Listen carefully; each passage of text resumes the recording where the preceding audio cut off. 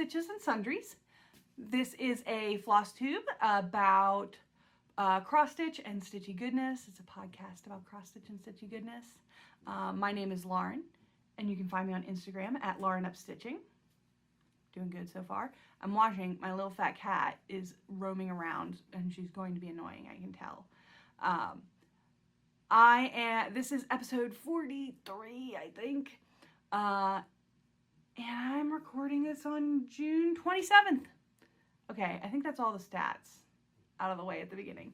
Like I said, this is a podcast about cross-stitch and stitchy goodness. So I have today a finish, 2 whips, and a new start to the show and talk about. I have had a really weird week of 2 weeks of stitching. I am, so like kind of a life update, but kind of a stitching update. I'm currently dog sitting, and I've sat animals for friends and family in the past. Like, it's never been a big deal. This was my first, like, actually doing dog sitting as and getting paid for it for a stranger. And it has been really nice. I am watching Dasher, who's this giant Great Dane. Look how cute that face is. Who is very good, but who is a very anxious baby boy. But he is very sweet. But he is also, like, running me ragged. And I really have enjoyed it. It's, like, a lot of fun. It's a nice little extra moneymaker, but it's like, our dog passed away earlier this year, so to spend some time with dogs is just nice. But the really odd thing about this is that the house that this giant dog lives in is basically an antique. The whole house is restored to like 1930s, and all the furniture is like 100 years old, and all the fixtures are like 100 years old. So there's like one room with a big couch that's Dash's couch, and then he's not allowed to go in like certain parts of the house, but one part is like the formal sitting room, and it looks like a roped off part of like a museum recreation. So there's nowhere really comfortable to like spend time. Also, every time you sit down, you have a Great Dane right here, like just like drooling and being up in your face. So I have not gotten much stitching done while I'm up there, for obvious reasons. One, I don't want my stuff getting drooled on, but 2, there's not really a place to like set up with a light, and like I have my space at home, and there's like just no, like, not even like, he has an office that I assume he spends a lot of his time in, the owner of the house, but there's not like a place to read or like be comfortable, I don't feel, because I'm a slob and this is like a beautiful restored home. So definitely a different kind of space to be in, but I do get to cuddle a very large dog, so that's the price we pay, right?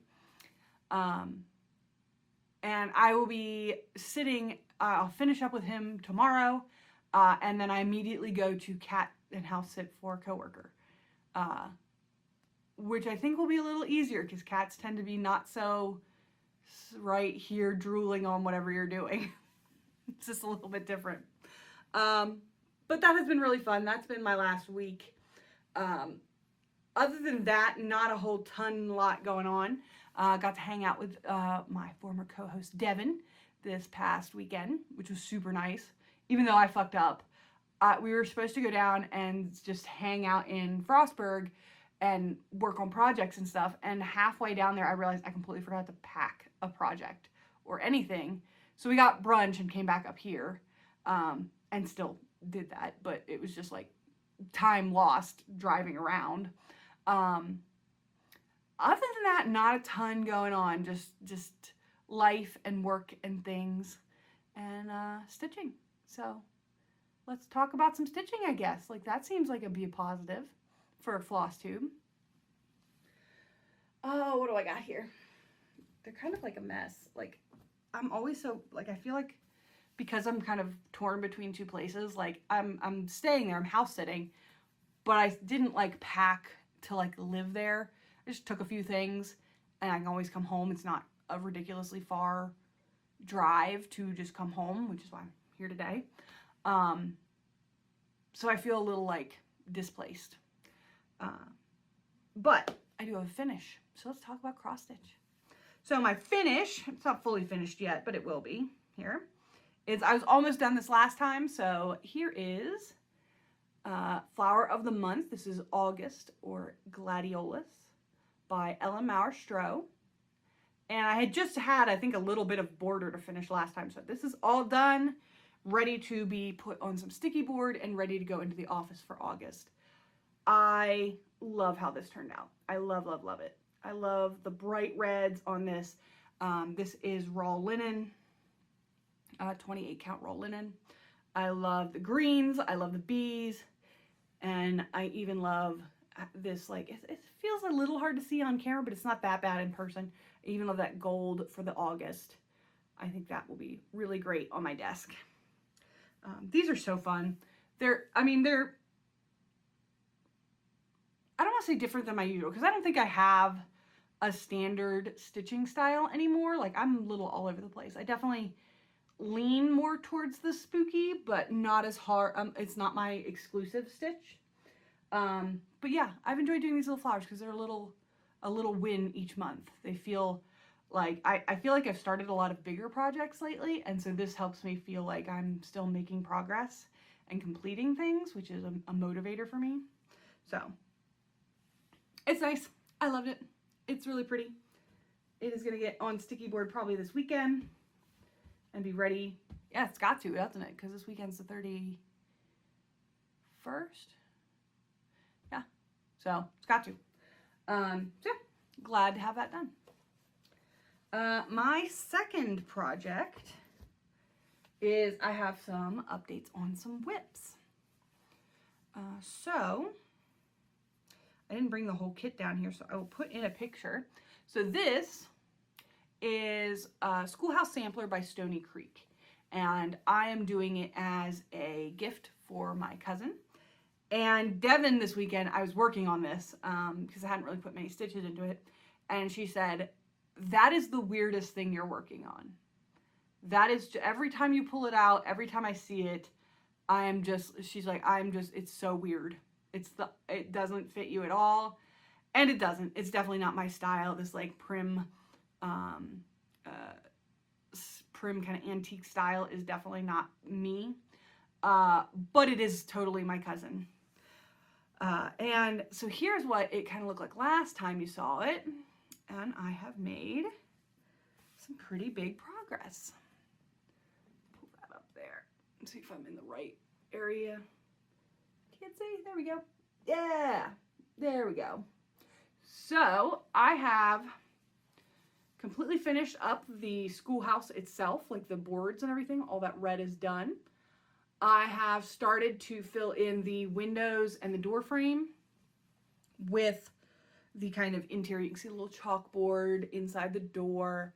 I'm filling in the windows, which is letting me, as I finish a thread, I go and grab the little bits of grass. This is the start of the little boy that's sitting on the fence. But yeah, it is coming along really nicely. It's stitching up pretty quickly. I feel like I make progress on it really regularly. And so I think I'll have it done as a gift. Oh, I don't want to say this year, but it could be this year. I mean, it could be. My hair's weird today. So yeah, I did go through recently, and I told Devin, if you absolutely can't get something into Pattern Keeper, if you absolutely can't, there is always the nuclear option, which is to hand put it in. There is a program, it's just a website, it's called flosscross.com, and you can just literally, it has the whole DMC line, and you can just literally line by line put in a project. I actually like to do this. I know that's insane. I know, and I call it the nuclear option for a reason. You are blowing past, like it is your final solution. Oh, don't say that. But it is. I don't enjoy, no, I'll say, I even enjoy doing it, because sometimes you want that thing where you just turn your brain off and you just put a podcast on. And so it doesn't bother me to do it. This one was hard. This was a lot. This was a lot to do. But I have it in there now. And when I did it, I also did the conversions I wanted to do to get rid of, you can see, I'll put a picture in here again. You can see in this pattern, the vines around the edges, the letters at the top are in this very pastel shade that is very different than the scene below. Like the scene below has the hills in the background, but those are in the distance. Like it totally makes sense. I do not like the pastels. And so I converted them. I converted them to bolder, more saturated colors in their same color family, other colors that were also used in the project itself, to just be just that touch more modern, because it feels so like 1979, like very specifically. And so I'm happy to have that done as well, because now I can make those changes. I don't have to like constantly be thinking about it. They're made in the pattern. The pattern is now in Pattern Keeper and is ready to go. So yeah, so I am finishing up, I'm hoping to finish up the schoolhouse entirely, finish in that door and everything. And then I will start working, I'll probably just pick a side and start working out. Or also there is a banner kind of thing that comes out the top. I might just break it up and work on that a little bit. Yeah, so it's coming along. I'm really enjoying it. It's a fun little stitch. It's you know, it's different. But when I get it out, I feel like I make progress, and so that's good. It's not like something I'm excited to have for my own home, which is always like a big motivator, but it's nice. It's going to be a nice gift. I like gifts. I like gift stitching. So I'm okay with that. So that one made really good progress. All right. Next up, this one I am excited to have in my own home. So this is the Sabbat Teapots by AnImCrossStitch. Here is, and I'm doing Yule first for Christmas in July. I will work on this to the end of the month, and then it'll go away, and I will pick something else for August. But there it is. It's so pretty. I can't wait to have this finished. And so here is my progress. So pretty. So since last time, I finished up pretty much all of this foliage down at the bottom here. I got all that filled in, and I have filled the teapot. The teapot is getting taller and taller every time. I did a lot of like filling in of some missing stitches, but I also did a lot of this evergreen foliage around the bottom. It is looking really pretty. It is so, it is a fun stitch. It goes like that. It's just like potato chips, just making progress, making progress. You're not switching colors as like in the schoolhouse. Sometimes I'll do like 3 or 4 stitches and be done with a color. Whereas this, you feel like you're really able to make progress. It goes pretty quick. One thing, I did order more of this fabric because I am going to do the other 7, total of 8 teapots. And I realized that when I measured, I don't know why I did it like this, when it's very obvious that I could have easily done a piece this size and had plenty to work with. And so I'll be more careful about my fabric usage next time. But yeah, I'm really enjoying this. I'm doing this on 28 count vintage smoky white from 123 Stitch, the Cashel linen. And the new fabric I bought, which is the exact same fabric, is slightly different. There is a little more defined modeling to it, but I think that'll still look really nice. Yep, I'm really happy with that. It is really coming along. These are a set that I really have enjoyed working on. And oh my goodness, what you doing, Beast? There's another cat down here, a cat that hates the basement. Their feet, they have been, since I got home today, they've been around my feet nonstop. So I think they missed me. Come here, Boop. Oh, you're so nervous. She's nervous about being in the basement. Come here. Hang on, we're gonna get a friend to visit. Slowly.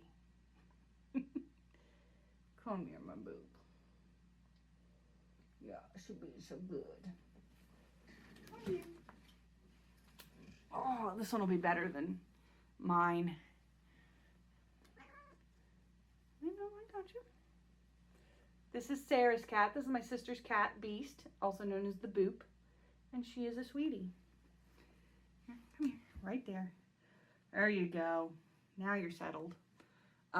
She is normally the more skittish of the two, but beats up on Dusty. She thinks she's in charge. But she is very nervous about the basement. So, there you go. New cat. New friend. So, finally, I have a new start. Hang on. Huh, I got cat hair on my face. This was a bad idea. So, one thing they don't tell you about starting a Flosstube, which I do highly recommend. It is super fun. Like, just putting your stuff out there, but also just meeting people and talking to people about a hobby that we all really enjoy. It's also, I think, one of the kindest. I mean, I know there are, like, corners of every hobby that are kind of toxic, but, like, I have never found that in cross-stitch. It's just the kindest community. But they don't tell you that if you continue to talk, you get really thirsty. And there's nothing you can do about it. So I need co-host. All right, what else have I got? Oh, new start. New start. So this is my first full coverage piece. This is Colossal Octopus by Unconventional X-Stitch. This is art by Denise Monfort, I think is how you say her name. And it's a beast. And I started it. So, here's my little start. It's just a little. Feels like I have done whole projects with less stitches than this. There is my little start.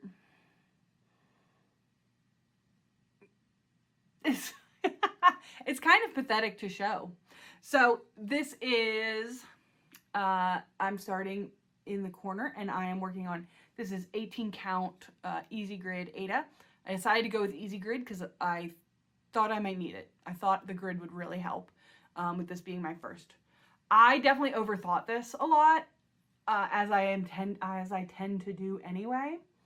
And the first thing I did was I was stitching 2/1 full cross. And it's just looking bad. Like I got, I don't know, like 400 stitches into it. And it just wasn't looking good. Each stitch like bubbled a little bit and was just like not laying flat and smooth. It just wasn't looking nice. I was getting the coverage I wanted and what I thought I had researched to like get where I wanted it, but the stitches just were not looking nice. So I decided to do a little test swatch. You can kind of see it down there, like right smack in the middle of the page. I did a test swatch with a dark color because the other thing was I was starting in all this white, so I could not tell my coverage. I could not tell what my coverage was going to be. So I just did a little test swatch where I did 2/1 full cross, 2/1 10th stitch, and 3/1 10th stitch. And ended up the 3/1 10th stitch was what I was looking for. It was laying properly, it was covering nicely, it looked good, and so that is what I've ended up doing. So I'm doing three strands on 18 count Aida, and it's looking really nice. So then I am now testing starting and stopping my stitches without threading it under, because I have so much of this white and I'm going to be threading under dark colors, and I'm just so worried about them bleeding through. It also keeps me from turning my work a lot. And yeah, I am so far very happy. One thing I am also happy about is this is, what is that? I'm working in 10 by 10 diagonals, or 10 square diagonals, and I'm just about done 4 of them, and I've already reached something happening. Like, I know ones where you can work on it and you're in background 4 days for just ever. And so to land on, this is the top flag on the mast that is going to go. The mast of the ship is kind of like at an angle down through here, and that's the flag on the top of it. So already, you know, hit something with color. There is a lot of confetti stitch in this. Obviously, it's, you know, when you get into these like higher color count, you're dealing with more confetti to get those shades and everything. And so I'm enjoying it. I think it's a really good start, really good progress. The first time I cut my fabric, I really, really wanted to leave really wide framing edges. And it was too wide to fit in my frame, so I had to cut it down because I could not. I was trying to stitch on it in a Q-snap. It's just too much fabric. The final size of this total on 18 count is going to be about 16 inches by 22 inches, which is poster size, you know, a good poster size, which is what I wanted. I didn't want to just like a 10 by 10 or a 10 by 12. So I thought this count really worked for me. And yeah, I'm enjoying it so far. So my first full coverage, I went through the trials and tribulations. I hated it. I picked it all out. I started again, and it's fine. It's not as scary. The people that like say, well, my very first project was a Haid. I'm like, no, thank you. But it's now not as scary as it once was. So I'm pleased with it. Other than that, I gotta remember here, I have one tiny bit of haul, and that's all I've got. It's been a very bare bones week. Yeah, not a lot going on. So the last little bit is I showed in my last episode that I have bought a needle minder from Witch's Garden Crafts, and it had arrived broken. And while it wasn't a big deal to me, she sent me a replacement. She said, order something else, and I'll send it on. And this is what I ordered. Look how pretty that is. Let me see if I can get it to... It will not focus. I forget that this side of the phone does not have a focus. But it is a very beautiful little charm. I loved it because the flower, which I don't know what it's supposed to be, but it looks like a black-eyed Susan, which is the Maryland state flower. And if you know anything about me, I'm a nut about my state. So that made me really happy. So that is a lot. That is the tiny little bit of haul that I have. Nothing crazy. So I always like to ask a question in the comments because I always think it's interesting to see what else people are working on or what other like things you all know that I don't know because I'm bad at knowing things. So my question for you is, what was the thing that when you learned it about cross-stitching, what was the thing about cross-stitching that when you learned it, it like changed your whole like outlook on stitching? Mine was probably using floss drops instead of bobbins. I know bobbins are really popular, but I prefer floss drops and it just keeps me so much more organized. That one really like changed the speed at which I was working. But I feel like there's so many little tips out there that I don't know. So yeah, your thing that you learned and it just like blew your mind. You're just like, I've moved to a new world now. So I'd love to hear it. Other than that, oh man, this is gonna be a short episode. I felt like I talked a lot, but man, I sped through my updates. So short episode, short and sweet, not a lot going on. I will be back in 2 more weeks with updates. I hope you all stay safe and sane and have a wonderful 2 weeks. Bye.